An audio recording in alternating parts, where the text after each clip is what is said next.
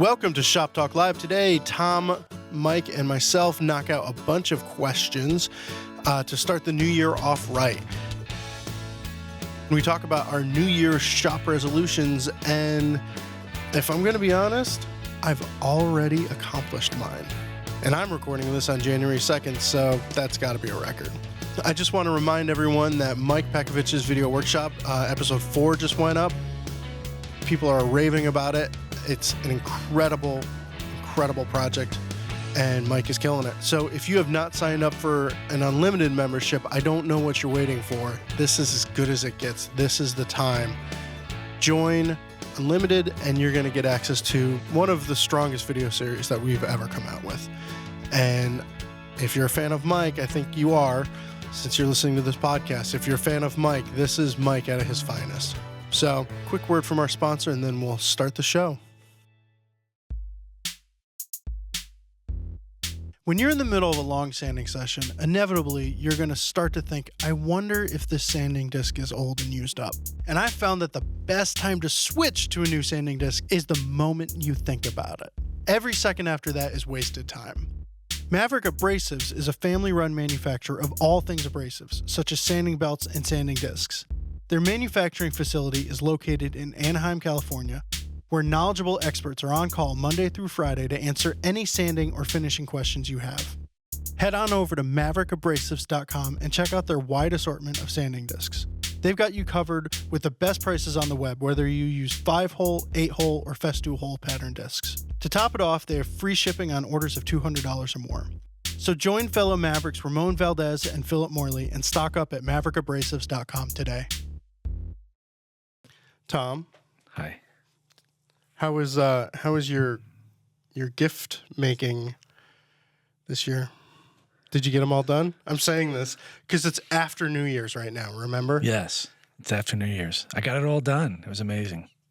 But at this point, have you really gotten it all done? No. Well, no, I will. I have the required ones done. Like I'm well, not totally done. Let me step back. I have 2 complete, 1 ready for finish, and I have 2 more things to make. But the other things I have to make are simple, like making a cutting board and then a cheese board kind of thing. And those will be quick. Of course, I say that, but I'm doing some new kind of inlay, so I expect some. I may not be done. No, I'll be done. So here's a question for the room. What are they called? Charcuterie boards? You know what I'm talking about. What? Charcuterie. All right. That's just a board, right? Chicanery. I see people say, oh, I had to go to a thing, so I made a charcuterie board. And it's like, no, that's a board. It's a plate. That you're going to tell someone to put something on. It's a plate. Yeah. I mean, it's what's on the board. It's got your mixed veggies and ranch dip on it, as opposed to your crackers and Kraft singles. Wait, I feel like at the Rose House, it doesn't have mixed veggies and ranch dip. What do you put on a charcuterie board? Charcuterie board Napkin is usually the meat. You know, it's the salami and prosciutto and things like that.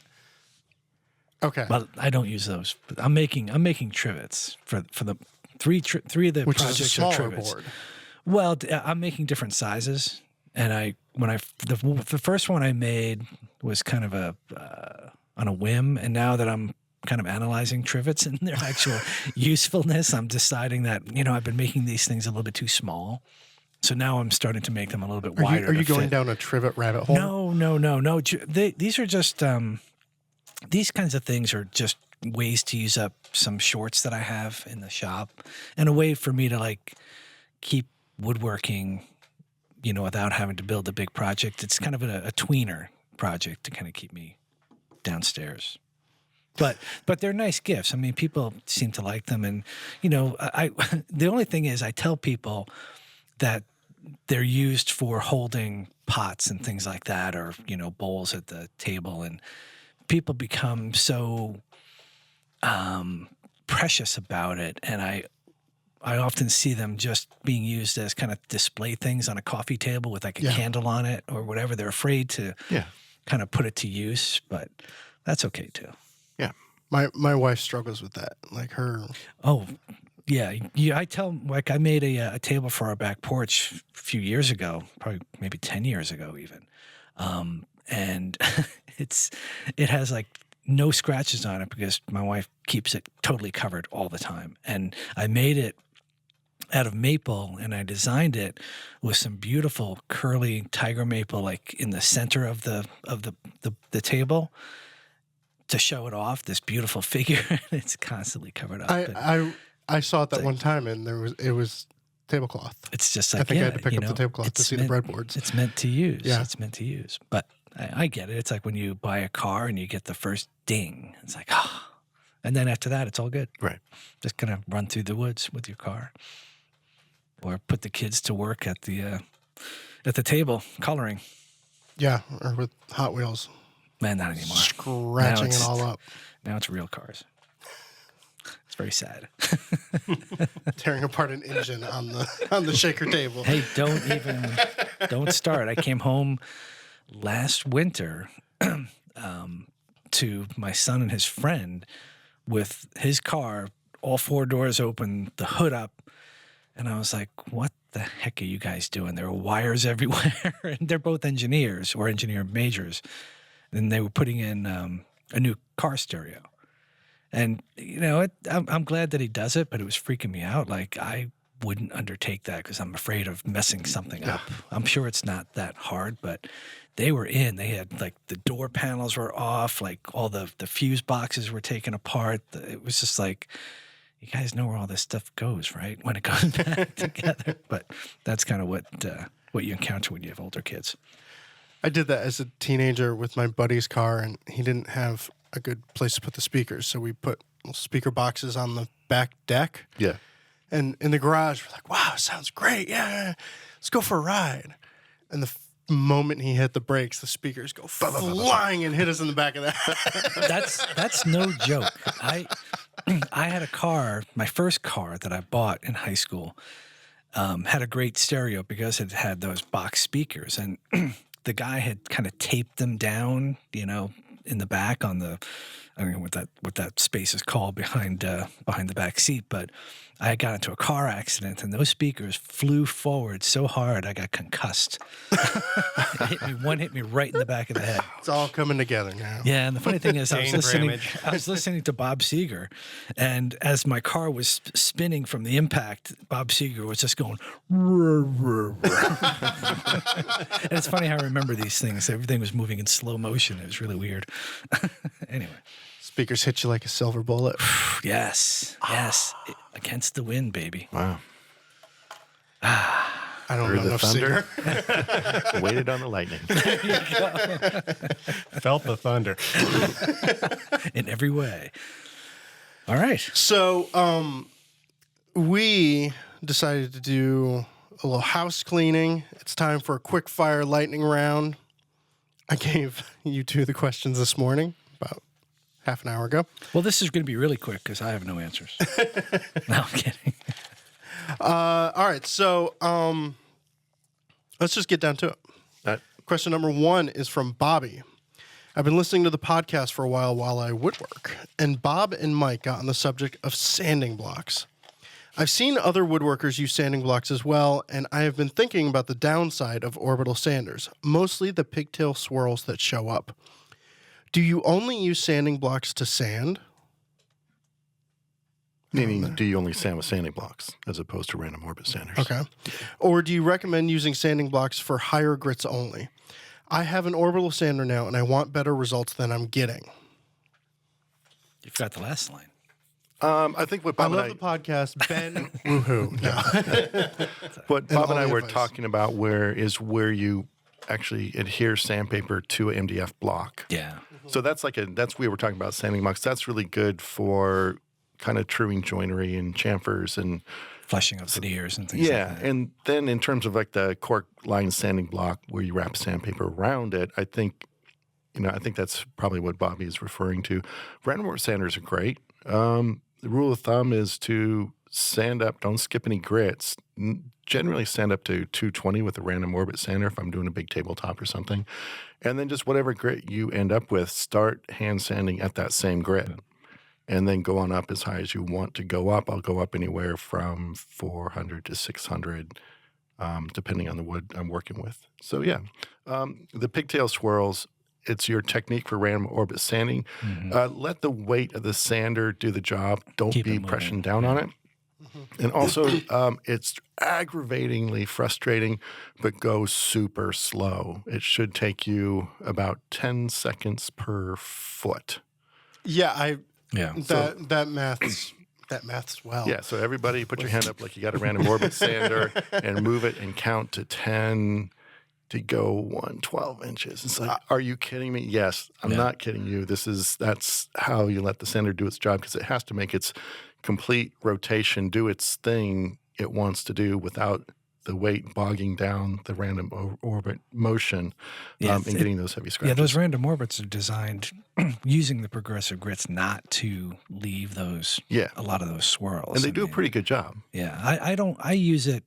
I hate sanding, but the only time I really use my random orbit is for like bigger jobs where I'm just trying to get through the grits, and then I finish with a hand sand block. I avoid it when necessary, but sometimes it's necessary, and that's okay. Yeah. Hook it up to a shop vac.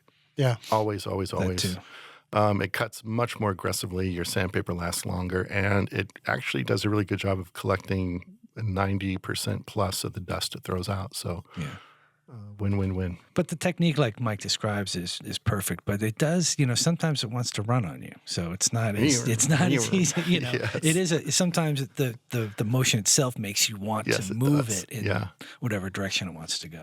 That is one tool that I feel like in the past 5 years have gotten significantly better. Because probably about 5 years ago, I bought the sander that won a shootout, a fine woodworking shootout, and it was great.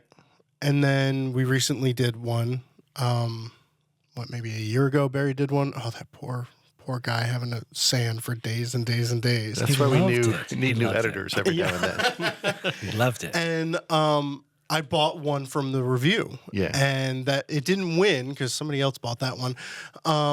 But, it was a pricey sander, but the difference is astounding. My old one wanted to get away from me. Yeah. It would just, I think it was unbalanced and a corner would dig in or something and it would just run away from you at times. Yeah. This one, smooth as can be, it's so much more enjoyable to use. I actually, it's really stupid. I had one of my worst woodworking injuries from a random orbit sander. I got one of the worst cuts ever. Drop it on your foot. No, I accidentally clipped like the corner of the disc. Yeah. Cut into my fingers. I just got too close. I was just not paying attention when I was lifting and putting it down, and it clipped my finger and it gouged like. Ouch. It took off a bunch of skin like a chisel would have. Ouch. Oh my God, I was in so much pain. And those don't heal. The abrasive. Right, because it was right across my index and middle finger, like right at the top. It was so painful for like weeks, and I was like, oh my gosh, I just got hurt by a freaking sander. I was like, I've been safe all these years. This is the part where I can go mindless. I drew blood with a random orbit sander. You're the only one I've ever heard. I might be the first one ever. Yeah, maybe. But be careful out there. One thing that I do is once I hit 120 or something like that, I take the disc off and I do a quick hand sand in between grits with that disc. Yeah. I got that from Chris Bexford, and I don't know if it makes a difference, but it feels like it makes a difference, and sometimes that's all that matters. I've been thinking about actually getting a belt sander because I use the sander mostly for bigger surfaces. I'm thinking, well, maybe it would just be quicker to get a decent belt sander, but I haven't pulled that trigger yet. I don't know. I just used my belt sander yesterday. Yeah. It's the first time I've used it since the last time I made a chair, and I needed to true up the bottom of 1 foot to make it level. Clamp that thing upside down on my vise, level with the tabletop, turn it on, till it doesn't tip anymore. We're good. Then I brought it in the house and it tipped because my floor is not level. So. All right. Question number 2, and I'm going to take a swing at this last name because I think I got it. This question is from Joel Fiegerholt. Oh, well done. That's pretty We'll cool. see. Yeah. Let us know, Joel. In Finland. And this is a very Finnish question. I work at a factory where we build saunas. So did you say sauna or saunas? Saunas. Saunas. What? Yeah. Okay. We'll ask. Joel, tell us who's right. Yes. And I've noticed that black alder has quite nice ray flex. The rays are narrower than those found in oak, but still nice to look at. Do you know of any more species that have big visible rays except the already mentioned species? I think just about every wood has the rays, medullary rays that extend out from the center of the tree. And depending on the size and also the length, you're going to get different patterns as those rays bisect the surface when it's sawn on the quarter sawn grain. So white oak probably having the largest and most pronounced and most known for it. Another one that is really well known is quarter sawn sycamore. And it's got more sort of like a bee's wing kind of luster to it. Yeah. Really tight, but really, really lustrous. That looks super cool. I like the ray fleck on quarter sawn cherry. It's like really small. It's almost like sparkles on the grain. That's really pretty. I mean, I feel like you have to be dead on quarter sawn cherry. You know, like if you turn a dowel, that section of the dowel with the ray fleck right is there. really small. But when it's I'm finishing a ukulele neck right now, and there is one little spot with beautiful ray fleck. And I wish the whole thing had it. But quarter sawn cherry, if it's curly and all, it just tears out like the bejesus. Yeah. So I've had ray fleck a little bit in some birch that I've used. yeah, sure, maple- that same kind of maple's got sparkle. it, You know, Yeah. and it can be a bugger because it's like I think I told the story about I was planing this top that I had made for a table that I made for my son, and I just couldn't get it to stop tearing out, and I was like, oh my gosh, look at that belt sander. Yeah, no. It's funny. I found in my shorts I had come across these. What? That got weird. Where's your head at?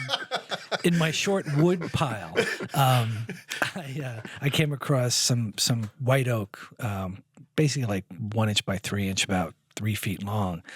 And I was thinking, oh, these would be cool to use as feet for some of the things I'm making. And then I was getting ready to do more work, and I pulled these things, and I was moving them, and I saw them under a light, and I was like, oh, dang, it's quarter sawn. Now I've got to save them for the future because they were really cool. They go in the special short Well, pile. they were. I was thinking, man, this is like a drawer front or something more special. It's not a foot, you know.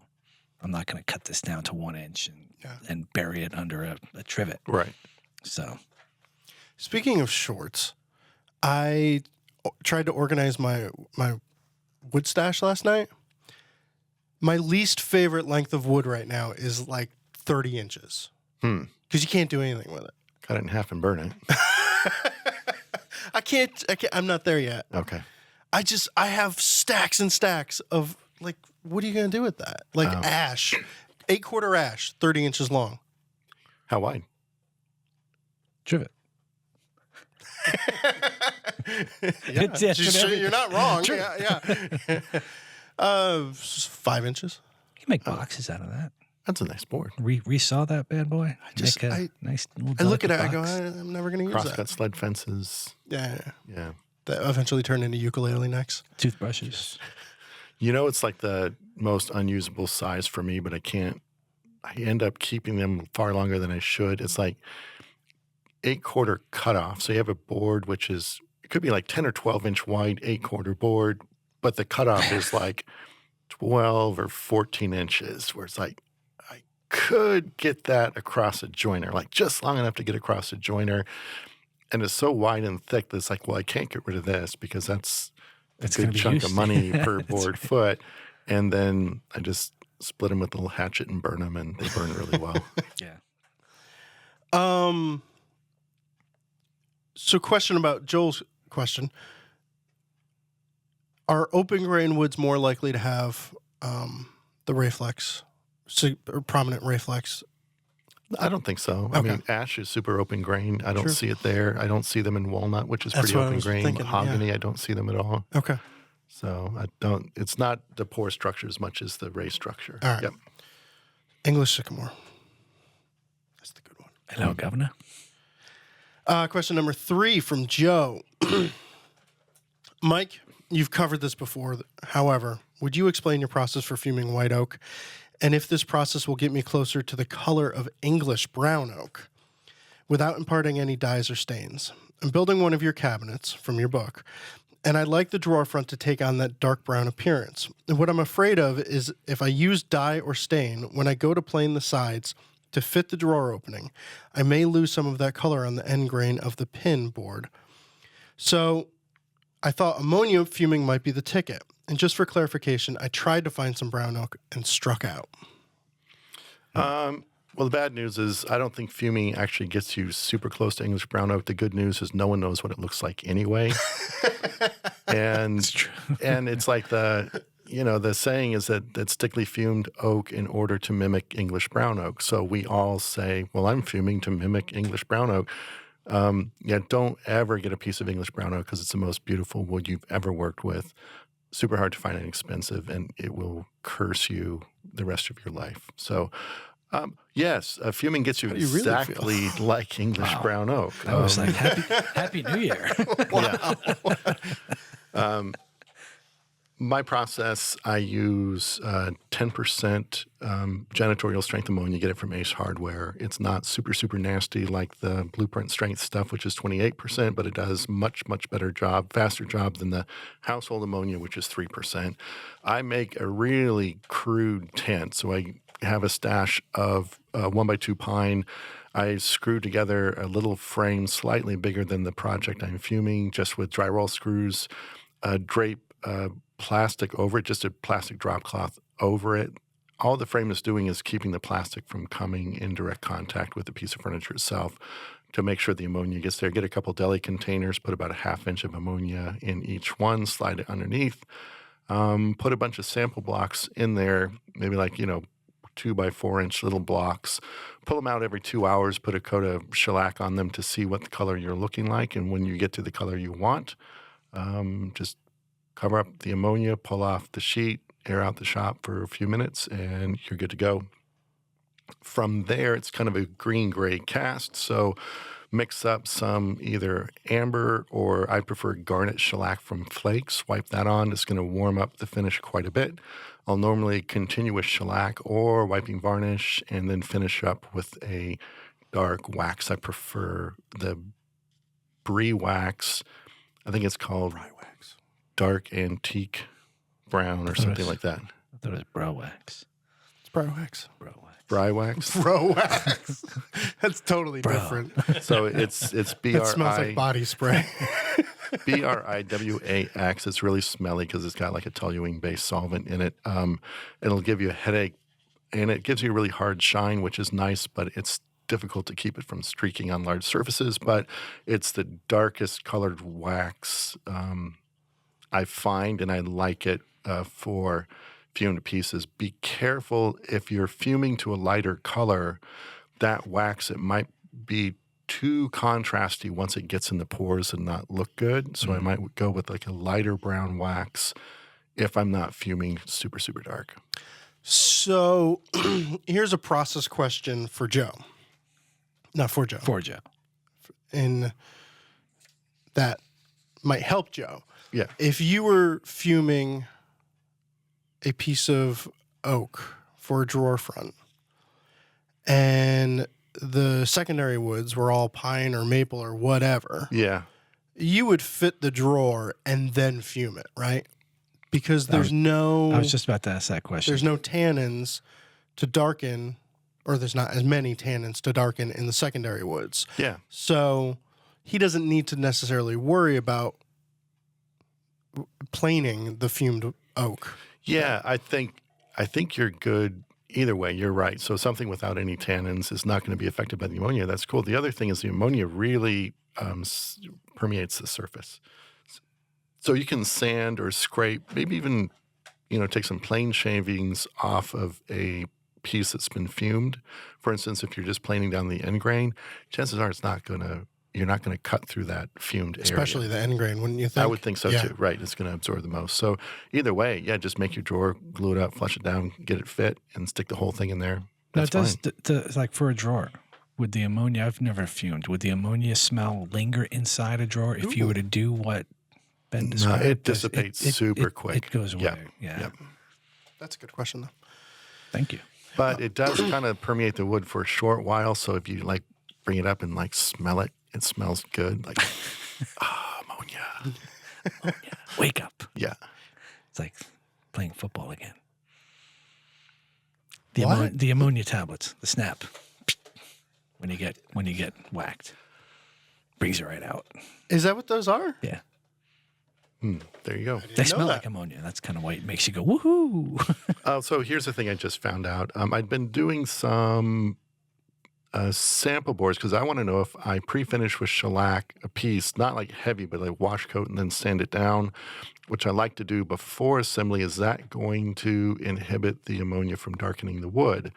I've done some samples and it was like, well, not really. It looks like there wasn't any difference at all, but I never got up the courage to actually fume a pre-finished piece of furniture until this weekend, and it does not get as dark. So I do not recommend it. I'm not going to do it again, and I think I'm going to say, no, don't do a pre-finish with shellac because it does inhibit the darkness you get. There you go. Okay. All right. Question number 4 from Drew. I've always heard that Baltic birch plywood is the best for shop jigs. However, every time I pick up a sheet, I find that it is not as flat as I would like for use as a base in a crosscut sled, for example. I've noticed that MDF is much flatter, but it comes with its own weight and durability issues. What material would you suggest? Do you employ construction methods to keep your base flat? Am I worried too much about flatness? No, never worry too much about flatness. I don't know. I use MDF mostly. I haven't really used much Baltic birch in my shop jigs. I guess I'm just kind of cheap, but I've had great success with MDF. It's just nasty to work with. It's heavy and that dust. If you don't have a good dust collector, that stuff just goes. It's like drywall dust. It just goes everywhere. So this is very telling. But Baltic birch is my English brown oak. It's my white whale. What does that mean? Don't use it unless you always want to use it. Yeah. Because it's like once you use Baltic birch, no other plywood's good. Yeah. A lot of time plywood, if it's stored vertically, does tend to cup. And I know exactly what you're talking about the cup plywood, because that's a bummer. If you kind of sort through stacks, you can typically, hopefully, find a flat piece. Plywood should always be stored flat, which nobody in their right mind has a shop big enough in which to store their plywood flat. So I'd say look for flat stuff, and when you bring it into the shop, just use it pretty quick, because you're right, once you get that potato chip thing going on, it's tough to work with. Crosscut sleds, your front and rear fences are flattening things out a little bit. Yeah. And your rails might? Your rails miter could, sled? yeah. When I made my latest crosscut sled, I used MDF. I used a 1/2-inch thick piece, though. And just to make sure it was flat on my table, so before I attached the fence, I clamped the base down, and then I glued the fence to, once I got it squared up, I tried to kind of level it out. Like the back fence is kind of what I started with. So I glued that on to try to flatten it out. And then, I don't know.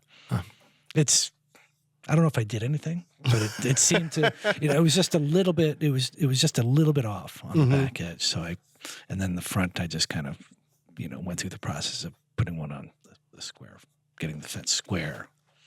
So. I think my first crosscut sled I made it out of 3/4-inch MDF, and I immediately regretted it because That's everything. Heavy. Well, it's really heavy, and it took up too much cut depth or cut height. Yeah. Oh, the 3/4. Oh, that's a good point. And it was like the first thing I went to cut, I couldn't cut deep enough into because it raised that piece up another 3/4 of an inch. So I've always been doing been using just 1/4-inch MDF. And I think the construction holds it flat. Yeah. And I've seen people use Baltic birch for their fences. And for my router table, I made the fence out of, glued up MDF. For my crosscut sled, I have, some nice, thick, heavy, flat maple for the front and back fences. I like 1/2-inch MDF is super flat. I can get it from my local Home Depot in the quarter sheets, which I love. I know I'm like paying an exorbitant amount for the small. Yeah. It's a convenience fee. I like the smaller sheets. They also in the same racks they have. It's not Baltic birch. They do have that sort of thinner multiply plywood, which tends to delaminate, but it chips out a lot too. Yeah, I've but if I tried it. find really flat pieces of that. I do like 1/2-inch Baltic birch if I can get it, but I have to drive like 40 minutes to the nearest woodcraft. Yeah. And then it's like that 5x5 sheet, which is super hard to fit in your car. So, MDF. I think I use it mostly because it's flat, it's convenient, and I don't have to drive. I think I probably have the same distance to the woodcraft that Mike does. yeah. It's like, wow, I don't want to go that far for a shop thing. My current sled, it's not a big sled. I like it a lot. I think it's probably 1/2-inch base. And then on top of that, I kind of freshened up the base with a 1/4-inch MDF. Yeah. And then I needed to freshen it up again, and I didn't want to take off the 1/4-inch. And I was mocking up the back of a arts and crafts chair on a piece of 3/4-inch MDF, and it just happened to be the right width to like nail down onto my crosscut sled. So now it's like a 1/2-inch plus a 1/4-inch plus 3/4 of an inch of MDF. That thing is so heavy.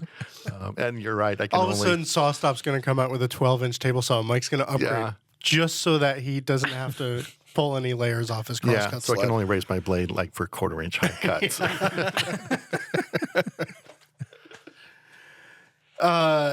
I have always dreamed of using that phenolic plywood.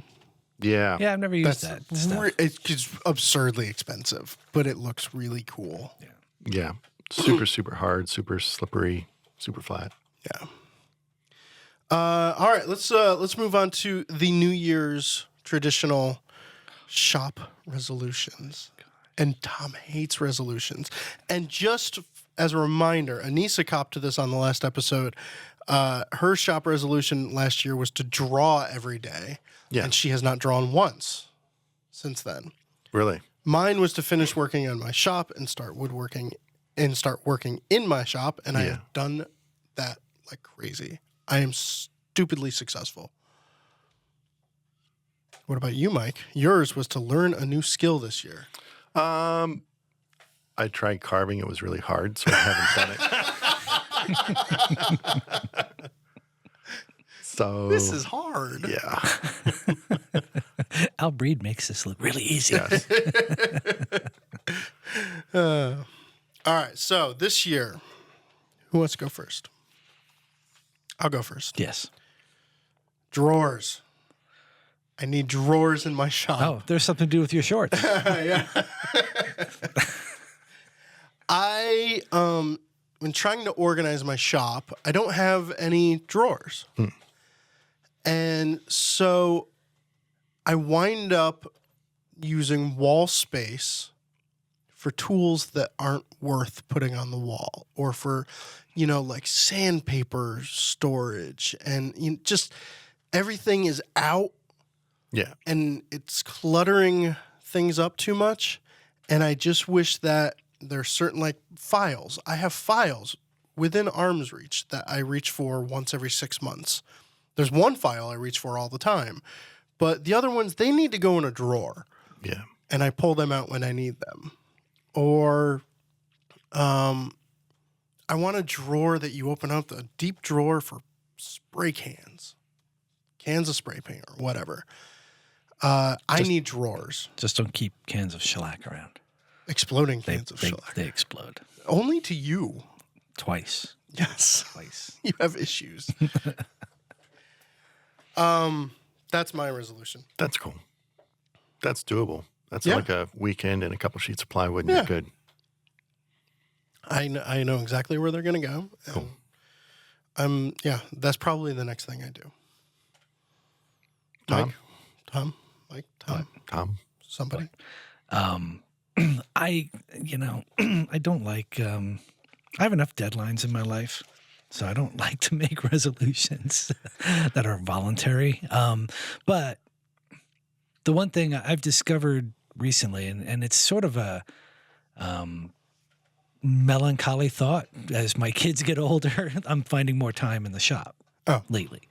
And so I think one of the things that the more time I spend in my shop, the more I realize that things aren't as they should be, in terms of organization. So instead of building drawers, I'm planning on doing some wall hanging storage kind of thing. Like we had done. Were you talking about building a wall?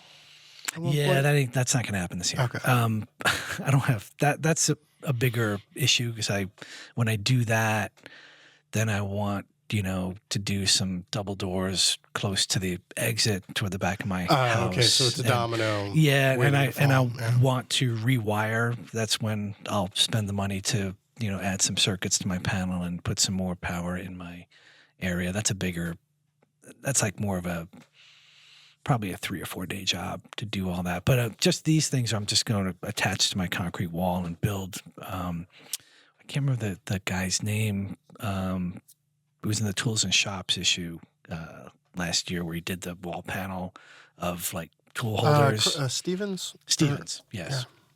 Yeah. So I want to do something like that for, I have tools in places like you had tools hanging on walls that don't belong on walls. Yeah. I have tools on my bench or in a cabinet that don't belong in a cabinet. Like my hand saws. They're sort of like, in their cases or with their protective sleeves on, but they're sitting on foam, some foam in my cabinet. So I would like them, over here, like right behind my shoulder. So if I get to it, I get to it.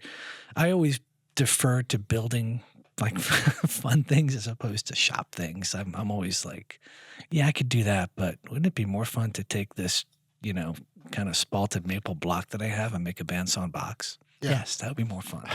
So anyway. Can't avoid it any longer. I'm kind of like Tom. I'm going to keep it real. I need to change some light bulbs in my shop. I'm going to get to that. There you go. I think you need to work on a fixture. Don't you have some fixtures out? I have like 3 fixtures in a line, 3 rows of 3 fixtures in a line. The end 2 fixtures in one of the lines, all 4 bulbs are out. So I don't know if it's a ballast. I don't know if it's wiring. I don't know if maybe all 4, like however many bulbs, 8 bulbs went out. I don't know. But I need to look at them, and I really don't want to because the rest of the shop right over your miter saw, so you don't care. No, they're in the corner, which is the messiest, and actually I need to address that corner. That's my black hole of scraps and everything where things just pile and pile and pile, and it's half class prep storage, half scraps, and I would like to pull out that entire corner and build storage floor to ceiling, and this is not romantic at all, just for plastic bins filled with different class junk that I have for every class I teach because my attic is getting filled up and it's super hard to access all that stuff. So, yeah, that's pretty sad. All right. That's not even a resolution. That's just something I got to take care of. It's pretty close to a resolution. Jeff, what do you have? I'm calling resolution. What are you going to do? That's probably the same thing I at least thought last year. I don't know if I ever said it last year. Is actually get my shop up and running and organized and build a wall. He says that, but his shop is like really functional. Yeah. If I got rid of all the crap that's in there, it could be really good.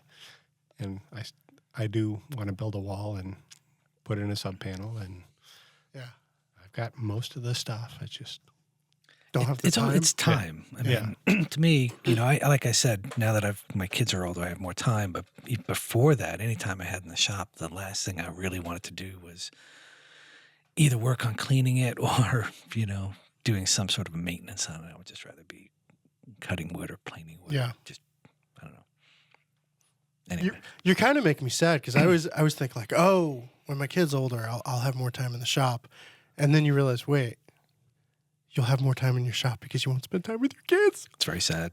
Yeah, they'll be taking cars apart in your driveway instead. Yeah, it's not that sad. Or, or you have to take breaks to drive them to the various activities that they have to go to. All right, I have an hour before I have to go pick her up for music lessons. It's like, what can I do in an hour? All right, well, let's take a quick break. No. You're the boss. Christian Bexford. Peter Here's a Follen, recent email I got. Peter Galbraith. Hey, Ben. Hope Chris all is Scott, well. I've been listening to the podcast, and I've noticed that my name was left off the list for Fine Woodworking Live. I know that you record ahead of time, but I was wondering if my name would be added to the ad. And honestly, I can die happy if my name is read out loud alongside all those amazing folks. Thanks, man. Much appreciated, and I hope you have a fantastic Christmas. You too, Philip Morley. I can't believe I left Philip Morley off the ad for Fine Woodworking Live. Come on, Strano, get it together. So if you want to see Philip Morley in person and actually be surprised just how tall Philip Morley is, like I was, you need to head to Fine Woodworking Live, April 17th through 19th in Southbridge, Massachusetts. No joke, we have probably the strongest lineup of woodworkers in the history of the world. Yeah, I'm confident enough to say that. All right, question number 5 from Dean. As previously disclosed, I'm outfitting an auxiliary shop, and the question of sharpening arises. I'm a fan of water stones.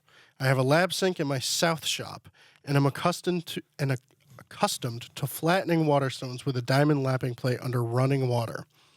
The north shop is heated, and no challenge keeping stones hydrated in a tub, but how do I flatten the stones without running water? Others certainly have the same problem. I've just never contemplated another waterless flattening methodology. Tom, what do you do in your north shop? I was just going to say that. Okay, so we have 2 shops. And this is a huge problem. I have to say, I am so happy that I decided to put my workshop in my basement just because I have access to a slop sink.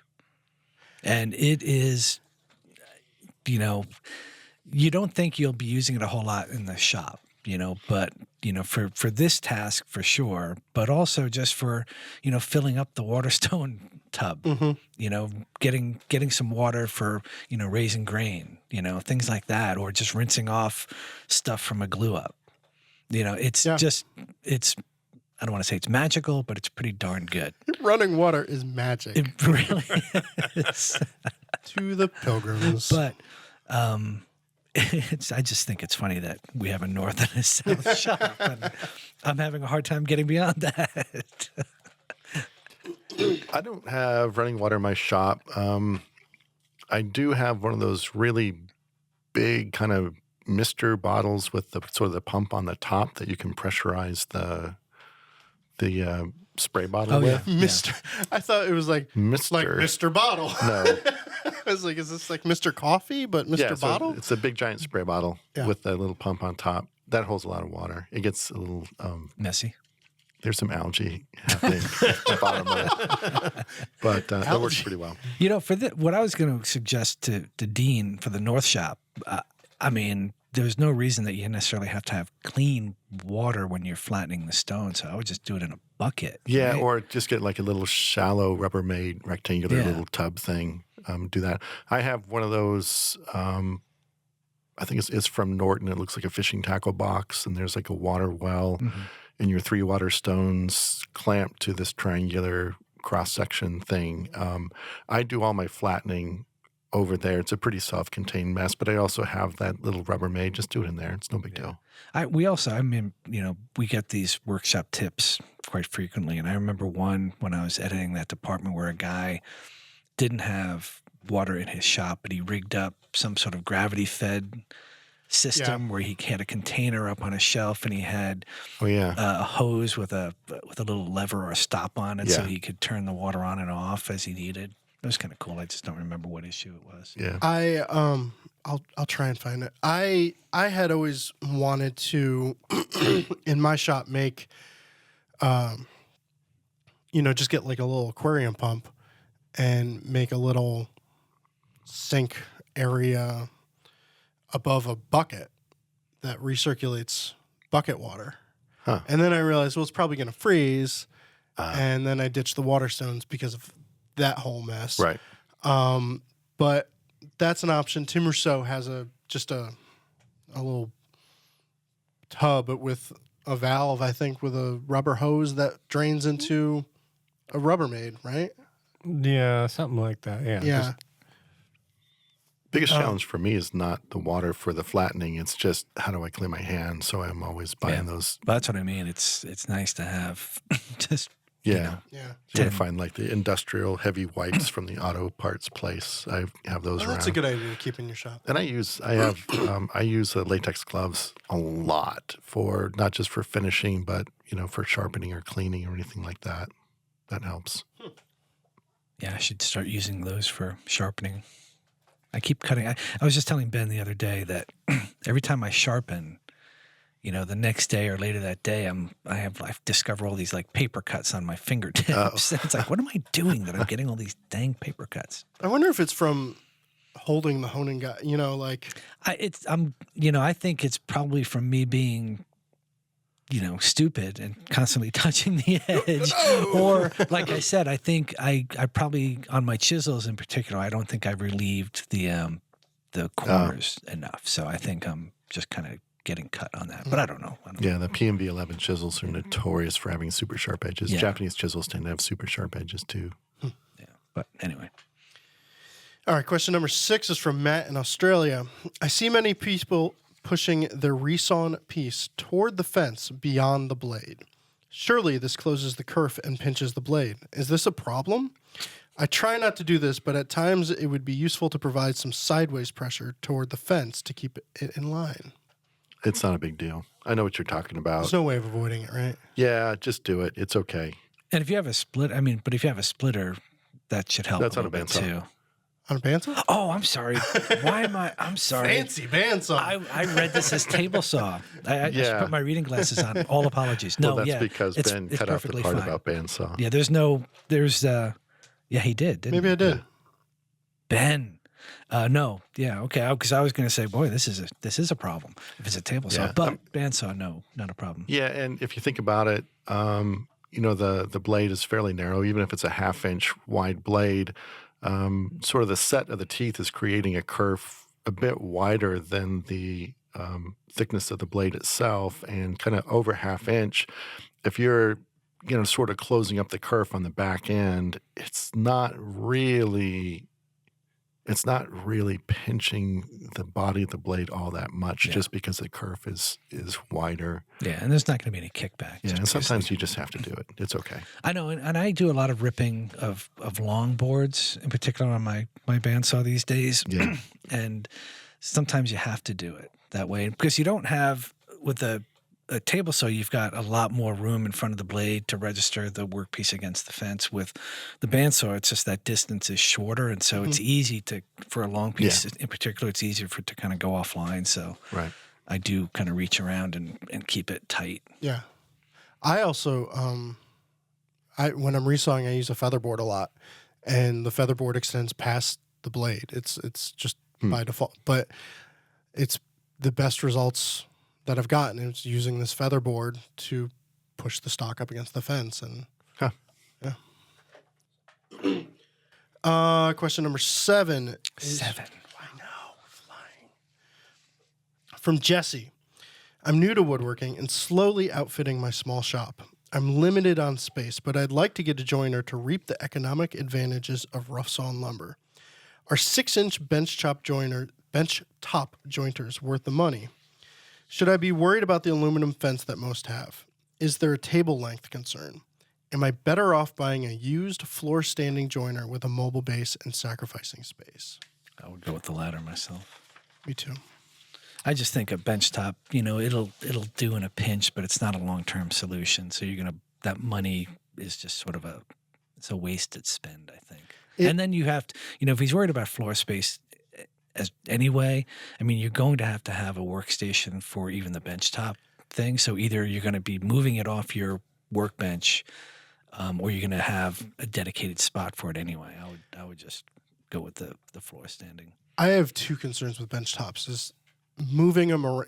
If you are being mobile with it and moving them around, you're more likely to knock it out of calibration or setup.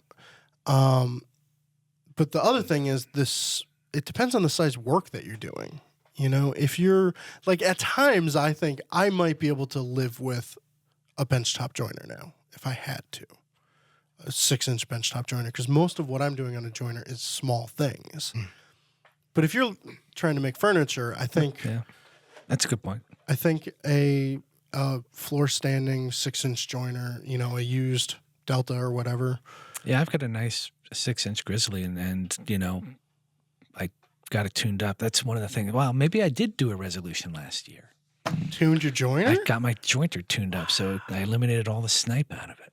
So anyway, but I have a nice 6-inch joiner. I mean, it's not, 6-inch, even that's limiting. I mean, I can't do a whole lot of, wide flattening.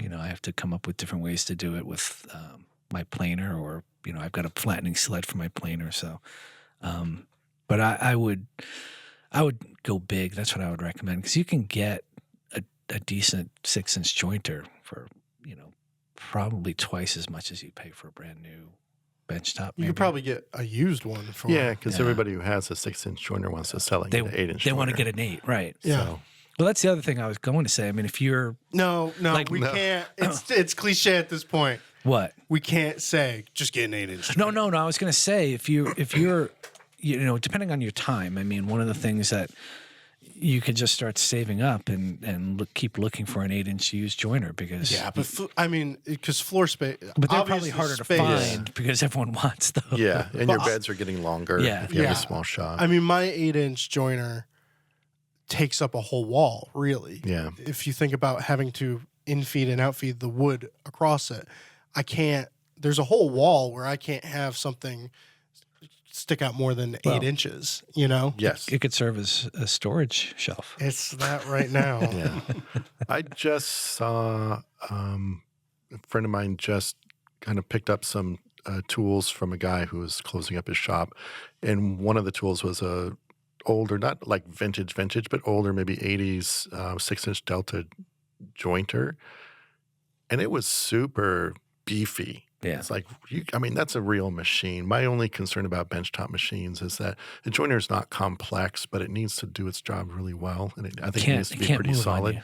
Yeah. Yeah. So, I would bite the bullet, sacrifice this floor space and get yourself a floor standing 6-inch joiner, because I think the machine you're getting versus a benchtop is worlds apart. I think it's a completely different machine. Yeah.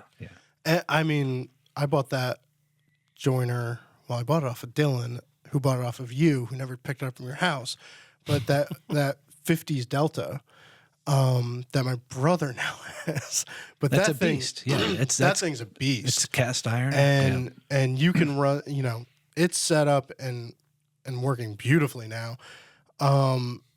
You could pick those up for $200 to $300 all day long around here on Craigslist, at least. So just have to get it home. I was able to fit that in the trunk of your Honda. I don't have a Honda. Jeff. There's a lot of... You left the sawdust in it.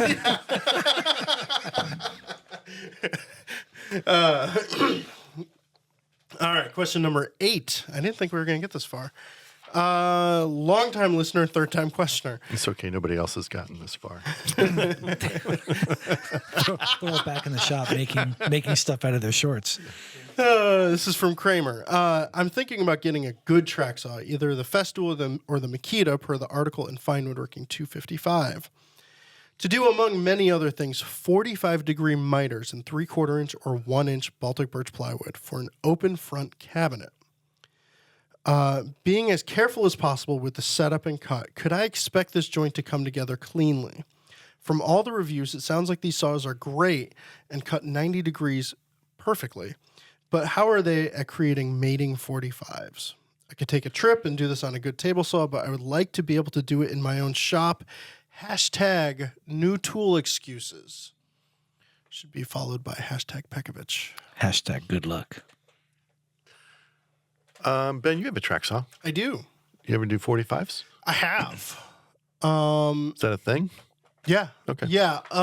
There's one reason to maybe look at the Makita in this and generally, if people, I have the Makita, and I wish I had the Festool because of the riving knife, which on a track saw isn't as much of a deal as on a table saw, but it's still a deal. Okay. But the Makita has a little lock that when the saw's tipped at 45 degrees, it locks it into the track. You could walk away from the saw with it tipped over. Right. And it's going to stay there.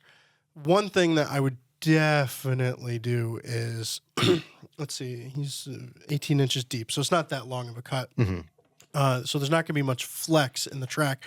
That's going to be the problem, is if you've got a long miter to do and you can't, and there's nothing keeping the track from flexing and tipping. Okay.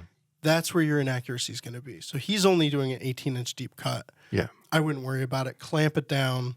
Get the track clamps with it, because they always say you can just stick the track on there and cut. Maybe those home building guys do that. Sure.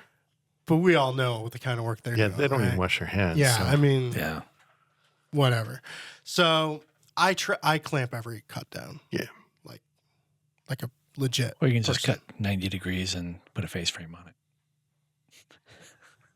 I'm just kidding. Well, but I think he's No, talking. I get what he's talking Yeah. about. I'm joking. I think he'd be able to do it. And track saws, Yeah, they're pretty fantastic versatile. tool. Yeah. I don't own one. I've made my own, kind of, but I've never done miters with my setup. Yeah, I don't know if you'd be able to get away with it, like with the DIY sled. Yeah, you probably, well, I don't know. I never tried it, so. But those saws give you super clean cut. The question would be, can you dial in the 45 to where you're really getting an accurate I think miter? so. Okay. I think so.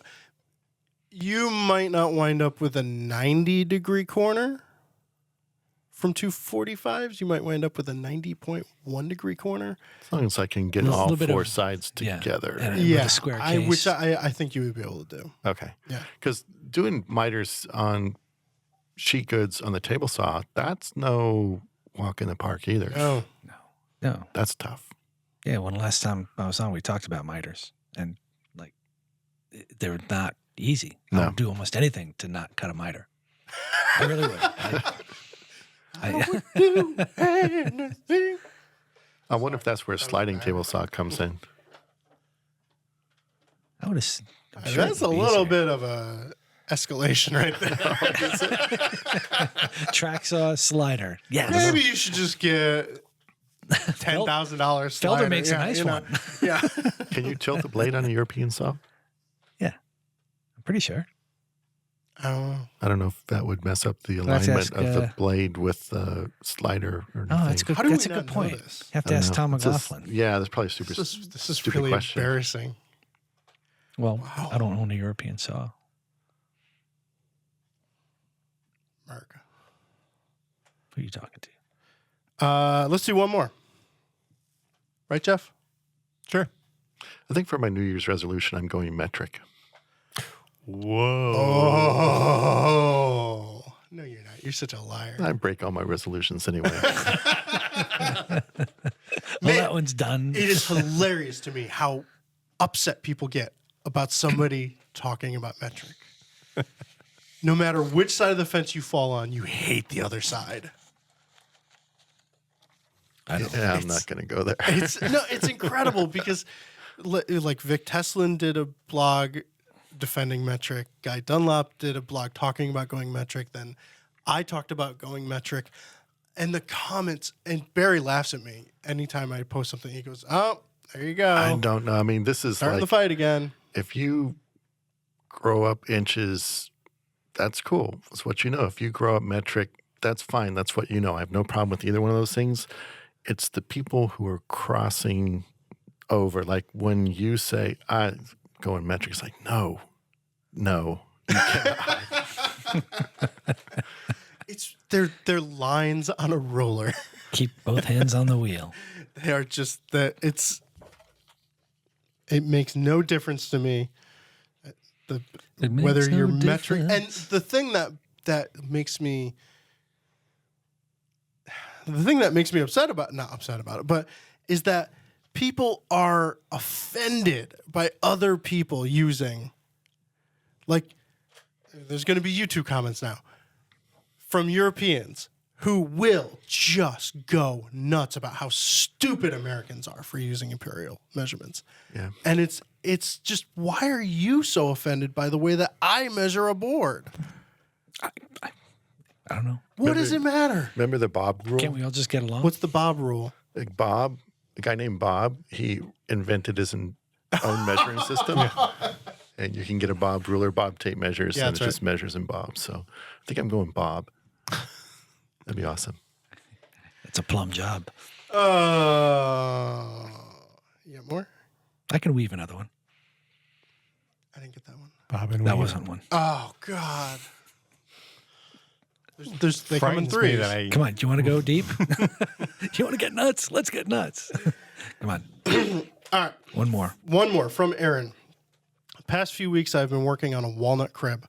My first child is due in October, so the kid is 3 months. Yay! You're getting sleep finally. I'm wanting to lighten the tones of the walnut. I hope that crib is done. That's his New Year's resolution. To give a more classic color to better match the design of the bed. I'm using a coat of amber shellac for color, followed by spray lacquer for protection. While applying the shellac, I quickly realized an issue. There are areas of sapwood on focal visual points of the bed. While the rest of the walnut turns a beautiful medium brown, the sapwood turns, well, orange. Yeah. I want to know if there's a way I can avoid this or another finish that will yield similar color without the orange staining. Should I have just better selected my lumber to avoid any and all sapwood? Yeah, I mean, I don't think Probably. you can't say sapwood is bad, but I think you need to use it with intent. So if it just shows Yeah. up where you don't want it, that's not a good thing. Ideally, you can sort of, kind of either stain or dye just the lighter portions of the walnut to get it a little bit closer. And once you've done what you've done and you've thrown the shellac on there and you've sealed it, I would use you can use a glaze selectively, like a gel stain or something that you can kind of wipe on those areas, wipe it off. You're not going to get it perfect, but you're going to take the contrast down a little bit, and then no one's ever going to notice except for you. Yeah, so don't That's talk probably about it. this entire problem, no one's ever going to notice except for him. Yeah, if the baby's True. in there, they're looking at the baby. And if the baby's not in the crib, they're not looking at the crib. They're looking at Where's the the baby. baby? baby is. Yes. Where's Yeah. the baby? Yeah. Yeah. My question for this was why lighten walnut? I always liked, when I use walnut, I like that darkness. So it's kind of interesting, the take that he had, that he wanted to lighten it. Didn't he? Yeah, I wanted to lighten the tones of the walnut. It's not like he was just going with not using a lighter, trying to keep it light. Trying to keep it More classic walnutty, color. more of Yeah. a clear coat. Well, I mean, kind of a clear- amber is not going to lighten it. That's what I mean. Yeah. Question's flawed a little bit. But that is something to think about, though, because, I mean, selective sapwood looks great in some spots in certain designs. Yeah. But whatever you apply to that primary wood or the primary color of the wood is going to get applied to that as well. So, Well, I mean, when you look at, Mike has done articles on laying out boards. When you lay out the piece, you could easily, sapwood is usable. You just have to find spots for it that work and hide it if you want, or like Mike said, recolor it to match, or go back to the lumberyard. I have a feeling, though, that Aaron has more important things to deal with right now. Aaron's not in the shop right now. It's not in the shop. He has fallen asleep this far into the episode. So. he's dealing with a different kind of amber shellac right now. Oh, that got weird pretty quick. Sorry, didn't mean to poop on the parade. All right. Does anyone have any random recommendations? Happy New Year. No? I'm good. Yeah. I recommend. I made a kiln, and I have a little thermostat on it, and it now most of the time is used for keeping all of my glue supplies at 60 degrees in my shop when my shop is 30 degrees. Oh, cool. So you've got a little. I can bring over some shellac. You got a little thermostat on there or anything? I do have a little thermostat on there. It's Awesome. really cool and fancy. Wow. And the light bulb just cycles. Yeah, because the on light and off. bulb will get up to about 4,000 degrees if you're not careful. It'll get pretty dang hot. Actually, the unfortunate thing is that my kiln will not get up to 140 degrees right now. I need to upgrade the light bulb. Do you use But it, it gets for up to heat 60. too? Do you like to open the door and let it heat your shop? No. What do you use for heat? I'm not supposed to tell anyone. Calisthenics? But I use a kerosene salamander heater to bring it up to 50 degrees, and then I use a little infrared heater to keep it around 50 degrees. Off the record. Yeah, not kosher. Do not Do you broadcast introduce that. a lot of moisture into your shop with that? I haven't had a problem. I mean, it runs for maybe 10 to 15 minutes. Okay. And that's it. Because after that, I wind up feeling a little weird Yes. and passing out. I did try to heat my shop for a short period. For those, I got a little bit of a headache after a Yeah, while. it gets Really loud, too. Gets real. Yeah, it is really loud. Yeah. But I haven't had any moisture issues with it. But I'm sure if I used it all the time to keep it at 50 degrees, I would. Well, you wouldn't notice because you'd be passed out on the floor. True. Very true. All right, you two have a meeting to get to. Jeez. All right, well, that's all for this Liar. episode of Shop Talk Live. If you have questions you'd like us to answer on the show, send them into shoptalkathon.com. If you're watching on YouTube, please click that thumbs up button. We'll be back in 2 weeks with another episode. Thanks for listening. Happy New Year.